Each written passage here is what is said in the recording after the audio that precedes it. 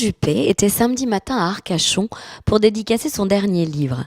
Dans son dictionnaire amoureux de Bordeaux, l'ancien Premier ministre déclare sa flamme à la ville qu'il dirige depuis 1995 et consacre au passage un chapitre au bassin qu'il dit considérer comme l'un des plus beaux endroits du monde.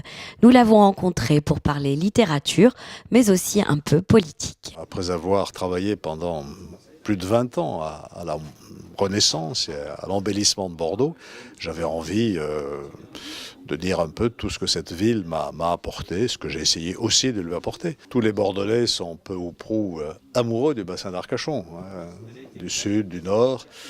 Ici, nous sommes à Arcachon et pour nous, c'est d'abord synonyme de beauté, la beauté du site. Je ne me lâche pas de voir du haut de la dune du Pilat, le banc d'Arquin, le bassin lui-même, la forêt, au-delà l'océan. C'est un des plus beaux paysages du monde. C'est aussi la douceur du climat, bien sûr, qui est très appréciée de tous les Bordelais. Et puis le plaisir du corps sur le sable, dans l'eau, le plaisir de la table aussi, et de tous les produits magnifiques du bassin ou de la région. Et puis j'ai avec le maire d'Arcachon, Yves Foulon, des relations d'amitié qui sont très anciennes et très solides.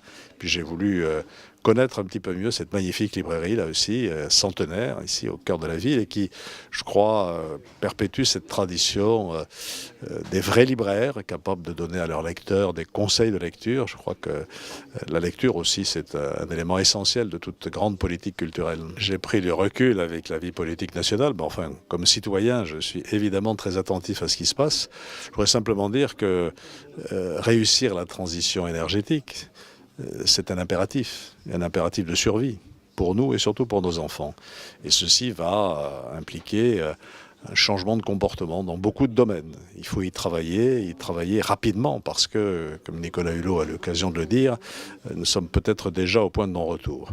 Alors, cette transition énergétique crée des contraintes, des charges, des difficultés pour une partie de la population et notamment pour la partie la plus fragile. Et donc, il faut accompagner ceux d'entre nous qui, par exemple, ne peuvent pas faire autrement pour aller travailler que de prendre leur voiture personnelle ou qui ont de petits revenus. Il faut les accompagner dans cette transition et c'est ça qu'il faut maintenant vraiment tirer au clair et décider pour sortir de cette situation qui est une situation de blocage qui ne profite à personne.